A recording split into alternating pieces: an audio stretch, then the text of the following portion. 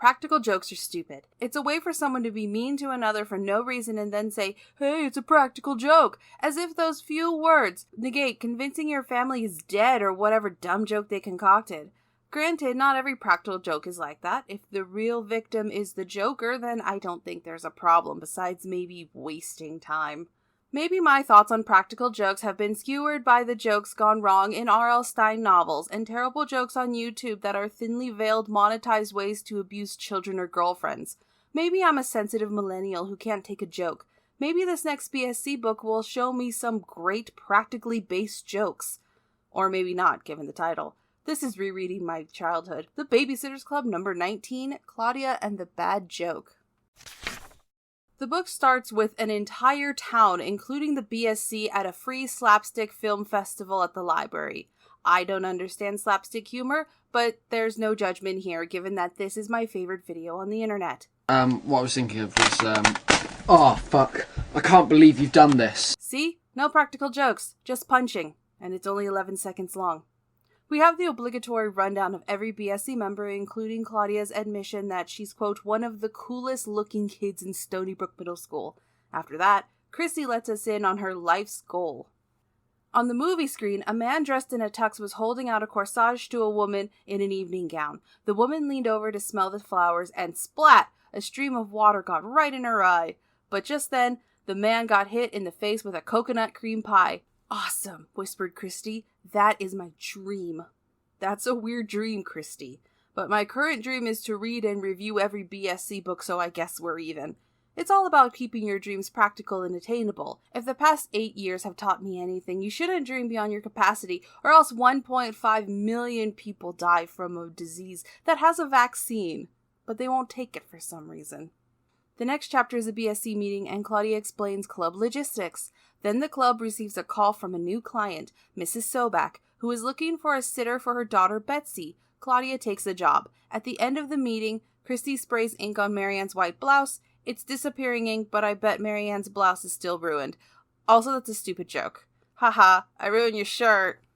During a pleasant dinner and a homework session with Mimi, Claudia receives a few calls. One is from Ashley Wyleth, one of the most onerous BSD characters, and the other is the Prince Albert in a Can prank call, because kids love jokes about tobacco. I had to Google what that is. It turns out, to the surprise of no one, most jokes are not timeless. The next day, Claudia contacts two previous babysitters of Betsy Sobak's, Diana and Gordon. Betsy is a practical joker, and it became so bad, Diana and Gordon both refused to babysit the child. Still, Claudia agreed to a job, and dadgummit, Claudia is going to do the job. She meets Betsy's mother, Cookie, and we learn Betsy's father works at Tile Corp. Claudia fails to find out if Tile Corp is a corporation for tiles or a subdivision of the army specifically for tiles. I will update if I find out more. Betsy starts with the pranks almost immediately with a dribble glass. Then Betsy tells Claudia where she gets all of her pranking supplies. From McBuzz's mail order, it's a catalog. All McBuzz's sells is practical jokes. I spent most of my allowance on stuff from McBuzz's. Well, I used to. Then Mom and Dad made me quit, but it doesn't matter. I already had McBuzz's best jokes. Oh good, I said. You wouldn't want to miss out on a single instrument of torture. I'm with Claudia. I still think practical jokes are stupid, and this book is not changing my mind. Claudia is not having it with the jokes, and she tries to stop that behavior immediately. However, less than a page later, Betsy gets Claudia with pepper gum. Still, Claudia has a job to finish, and she ushers Betsy outside to play. They swing on Betsy's swing set. Just as Claudia starts to get some air, the chain snaps, and Claudia falls on her leg. My leg certainly was broken. It was a truly disgusting sight. There was no blood or anything, but it twisted in a way that no leg should ever be twisted. I thought I'd see all possible disgusting sights from eating school lunches with Kristy Thomas, but this was much, much worse. I had to look away from my leg. I leaned towards Betsy. She was still swinging, but the expression on her face was one of horror. Then, in a panic, she began to slow herself down. The swing hadn't even come to a stop when she jumped off it and ran to me. "Oh no, Claudia," she exclaimed. I'm sorry. I knew the chain was broken. That's why I wanted you to sit down on the swing. I thought when you did, you'd just go boom, onto the grass. But it didn't break right away, and I forgot it, and you said, let's have a contest, and I still forgot, and I didn't remember until... Betsy, I interrupted her. I had suddenly realized that my leg was numb. I could hardly feel it, which scared me more than anything. I know you didn't mean this to happen. The thing is, I have to get to the hospital and you're going to have to help me. Can you follow directions? Claudia tells her to do several things. 1. Dial 911 and tell them that her babysitter broke her leg and needs an ambulance. 2. Call Betsy's parents and tell them what happened. And 3. If she can't reach her parents, call the Radowskis. Dawn and Mallory are babysitting over there. Betsy comes back with a pillow and a blanket. She was unable to reach her parents, but Mallory and Dawn are heading over. Sure enough, Mallory, Dawn, Jackie, and a bunch of Pike kids come riding up on their bikes like harbingers of death. That's right, it's not 4 horsemen, it's the Pike kids on bikes come to gawk.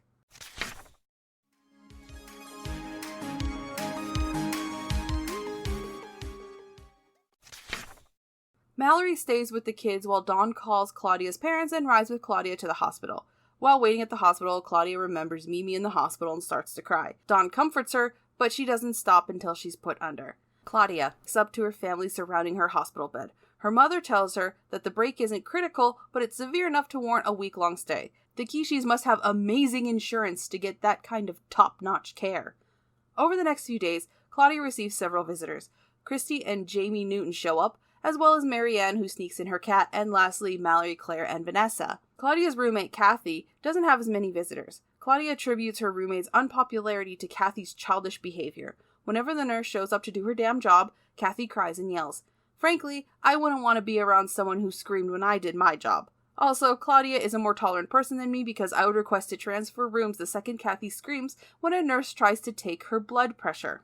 Even Stacy calls her, but it's not a happy call. I've been doing a lot of thinking, I told her. I keep coming back to this one thing. What if I'd ruined my hands or arms when I fell? Babysitting can be dangerous, Stace, and there's a good chance that when I grow up, I'll be an artist, not a sitter. I don't want to lose that chance. So I'm thinking of dropping out of the Babysitters Club, just to be on the safe side. And that's it. Claudia quits the club and has no more stories about her.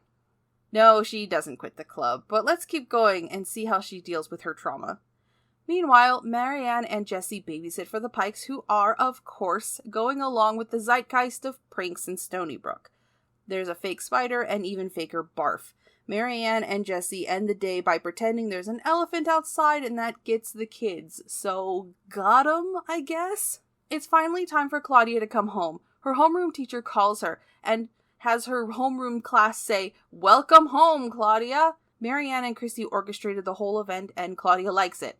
After the call, Claudia spends quality time with Mimi. At the first BSC meeting since her return, Claudia announces that she's thinking about quitting the club. It doesn't help that Mrs. Sobak calls the club and asks for a sitter for Betsy. Claudia remarks, "If I were Mrs. Sobak, I wouldn't have the nerve to call us again." Honestly, yeah, Claudia, I'm with you here. Her daughter tricks Claudia into sitting on a broken swing and breaks her leg, and Miss Sobak thinks, yeah, sure, send another victim into Betsy's clutches. Mallory takes the job with the intent to borrow tricks from the triplets.